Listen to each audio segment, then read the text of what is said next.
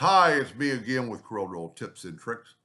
I thought I would do this is part three of this, and if you didn't watch parts one and two, well, you really just need to watch two. My main mentor, Roy Brewer, some time back, made a really cool macro to convert colors. Like this is CMYK. This is all CMYK. And if I will leave my email at the bottom of the video. If you'll email me and ask me for it, I'll send you the macro and the icon to get it done. So all you have to do is click on this deal, and we want to convert them to RGB.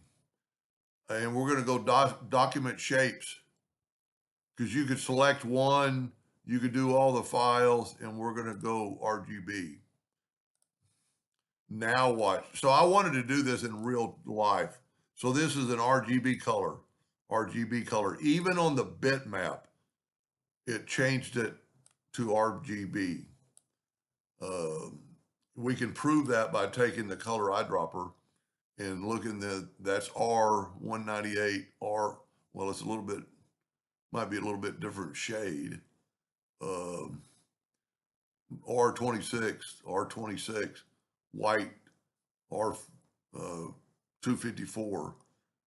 219, 218. So it's a little bit different on the bitmap, but that's pretty incredible that you could, I mean, if you didn't watch part two, you could do multiple pages, or you can do all your pages, everything, if you bring something in. So I will leave my email at the bottom of that. I just wanted to do this on a real, the other one I designed, and I wanted to do it something I just pulled off the internet to make sure it definitely worked, and it does. Anyway, I hope that helped a little bit. Thank you for watching.